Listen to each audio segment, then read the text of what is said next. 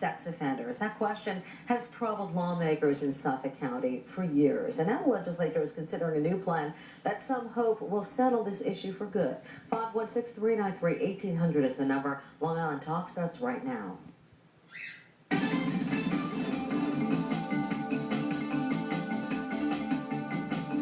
Hello and welcome to Long Island Talks, the show that lets you weigh in on the big stories of the day. I'm Judy Martin. Lee is off this week. Lawmakers in Suffolk County are considering a new plan on where to house homeless sex offenders. This proposal would place the convicted predators in a network of so-called mini shelters. News 12 Long Island's Jill Wagner explains how it works.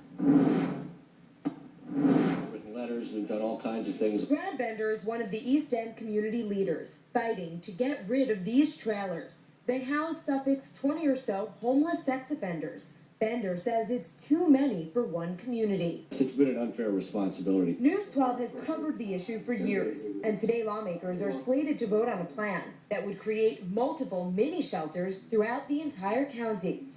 They'd have no more than 6 offenders each, 24-hour supervision, and they'd be located in industrial areas away from kids. Laura Ahern with Parents for Megan's Law thinks the plan has potential. We're supportive of that plan because there is no better option right now. Well, lawmakers admit this is such a difficult and controversial issue because at the end of the day, most of their constituents just don't want homeless sex offenders housed near their community. This is the kind of issue that pits one legislator against another. Right now, almost all of the homeless sex offenders are being housed in legislator Jay Schneiderman's East End district. He says spreading the offenders throughout the county is only fair. But now legislator Dwayne Gregory of Amityville has his concerns some of the new mini shelters could be built in his district. I want to look at the research and where that these facilities are going to be placed. We should not have all of them. In Riverhead, Jill Wagner, News 12 Long Island. County Executive Steve Levy says he favors a different plan to provide homeless sex offenders vouchers to stay in hotels and motels in the county. Dennis Nowak, the Intergovernmental Relations Coordinator for the Suffolk Department of Social Services, says, quote, the scattered site facilities Mr. Lindsay envisions would be subject to opposition and lawsuits galore and will delay any resolution of this for months, if not years. Only the vouchers, which are implemented in Nassau and Westchester counties, provide for an immediate resolution and closure of the trailers. Now, those are the ones, of course, set up in Riverhead and West Hampton. So what do you think is the best way forward?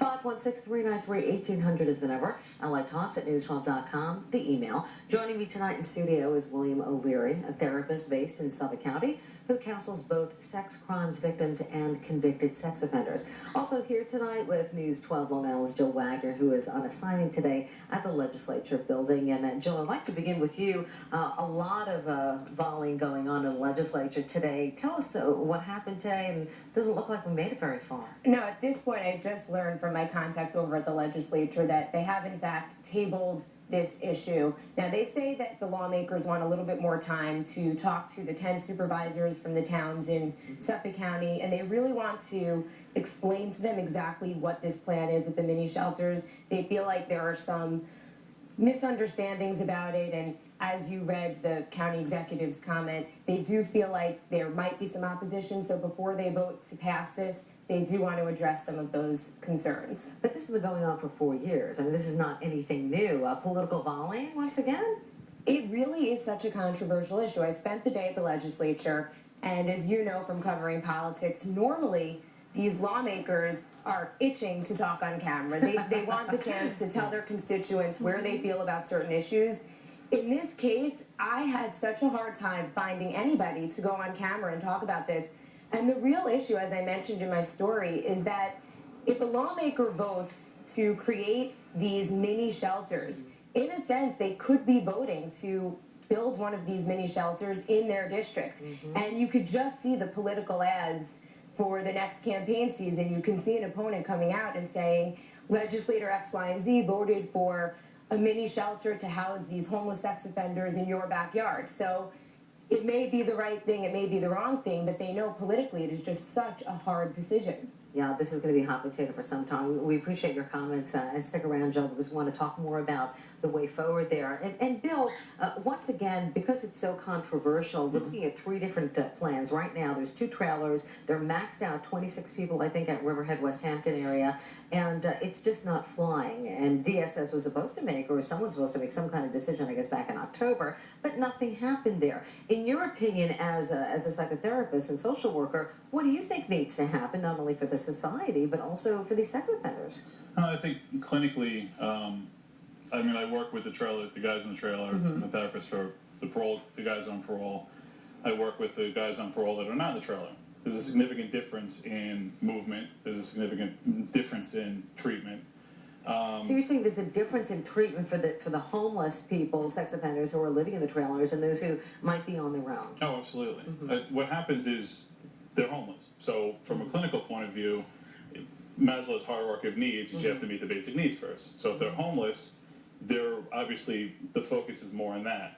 And unfortunately, we have more guys that violate, like, and I work closely with law enforcement and parole, so we have more guys that violate their conditions that are in the trailer, which is still their choice to do, but then arguably, is it because they're in the situation they're in?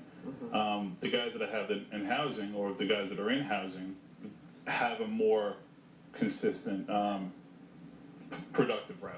Are you suggesting that the voucher system, which is in effect right now in Nassau and Westchester counties, is a better way toward rehabilitation? No.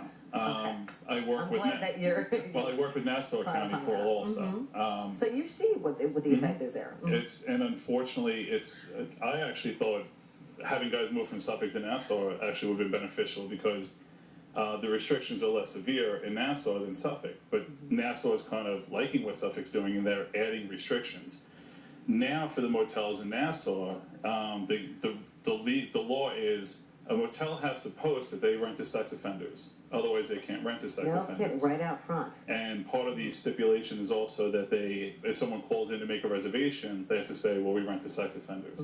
So obviously, a lot of motels aren't participating, and if they try to, they can't house them. When you're saying that Nassau County is putting on more restrictions like Suffolk County has in the past, what do you mean by that? Well, the first thing is other than what you just said, which is transparency, I suppose. Yeah, I mean that's the most significant because if if their solution to the homelessness is the motels and they're putting up a legal blockade, there was a list of about 25 motels that sex offenders could report to for housing. It's down to about 5. And if someone's already been housed there and been kicked out because of, public outcry, they can't go back there. So there's actually some that literally have nowhere to go at this point. In Nassau County, I see. So that's the same thing's going to happen in Suffolk. When we tried the motel voucher, we had a long list that got narrowed down to about 5. So it's still the concept of the shelter is, those 5. No one's going to want sex offenders there because it's like, well, how come it's R5? It becomes a trailer issue once again. Okay. We have County Legislator Jay Schneiderman on the phone. We're just going to wait for him to get on here. But in the meantime, he's with us. Great. Jay, you're with us? I am. Great. I just want to speak with Jill for a moment before we go to you. Jill, sure. They were talking about the mini shelters. You said that there were some misconceptions. What were they? What were they talking about? What are the issues around it? One of the issues, and Jay Schneiderman could probably talk about this, I think that some of the lawmakers wanted to make sure that the supervisors knew that there would be 24-hour surveillance and 24-hour supervision in these mini shelters, that it wouldn't just be someplace that these homeless sex offenders could go and have free reign. They also wanted to let them know that there was counseling available as well. So it was just to let the supervisors know that this wasn't placing this unsupervised shelter in their backyard. So I think that makes it a little bit more palpable for them if they're going to vote to accept it. Yeah, and not an issue that we saw even come to the table today. Mr. Schneiderman, Legislator Schneiderman, you're with us? I am. Okay, great. So you're between a rock and a hard place here to some degree. You've got both trailers in your district. Obviously, feeling a bit dumped on. Feel a bit. Oh, I see. Okay. But no, that's true. Both these trailers, the communities were never notified, and one day the trailer in West Hampton showed up, and then followed by the trailer in Riverside, where the county jail is. And they originally were told they were going to move. They weren't going to stay there more than a week or two, and 4 years later they're still there, and the poor communities surrounding them really have had to suffer with not sleeping at night for a long time. Mr. Schneiderman, you said Riverhead, right? Riverhead and West Hampton? I just wanted to clarify that. Well, yeah, it gets confusing. Where the county center is, where you can do county jail, it's actually within the town of Southampton in an area called Riverside. Oh. But most people think of that as Riverhead. So it does border. Right on the other side of the Peconic River is downtown Riverhead, you know, the aquarium and all the stores that people associate with Riverhead. It's very close to that, but technically it's in Southampton. But primarily an industrial area and actually, ironically, near the most affluent areas of Long Island. Well, I guess it's somewhat industrial where the jail is, but right across the river, you know, a quarter-mile away, there's a library. There's all kinds of tourist attractions. There's plenty of housing in that area. So it's a downtown area. And where the other trailer, the one they consider the overflow trailer in West Hampton, that's right smack up against over 200 units of senior housing. Oh, wow. And, you know, somebody say, well, seniors, but, you know, there have been incidences, including one in the Bronx where a level 3 sex offender did attack a senior citizen. And you do have kids who visit, you know, go see grandma and grandpa. So it really is not a good place to, you know, probably there are no good places to cite these individuals, but some places certainly are worse than others. Yeah, Jay, it doesn't really seem like there's a viable solution here. Since you currently are burdened with this particular issue, what do you want to see happen? Well, we put together a plan that I thought made a lot of sense. You know, we said, like, we ought to not congregate these individuals in any one community. That's just not fair, so we should spread it out. We ought to have 24-hour surveillance, no more than 6 individuals in any one facility. We ought to have rehabilitative services, counseling services, job training, placement into permanent housing, all these components that aren't there now. And that was the plan that Presiding Officer Bill Lindsay put together. We passed that. We said to the Department of Social Services, go ahead, implement this plan. We said do it by October 15th. That deadline has come and gone. And now they're asking us to come back and specifically approve a group called Community Housing Initiatives to put the plan together. And I think one of the concerns that legislators had today was whether we even had to reapprove this when we've already delegated the authority to the Department of Social Services to put together a plan and implement it. Well, the bottom line is that the county legislature has to approve it and has to approve this. And Jill, that's where we're at. Once again, it's been 4 years now. It's a tough issue, and I'm sure the legislator can explain.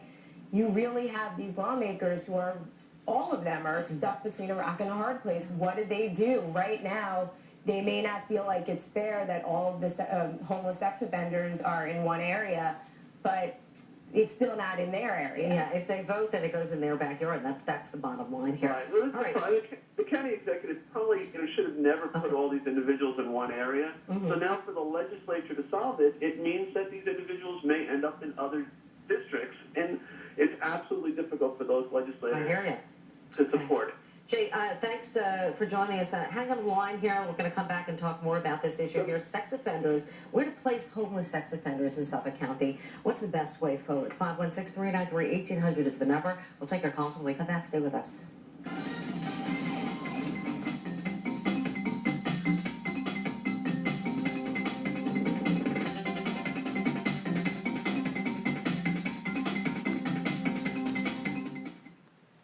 Close.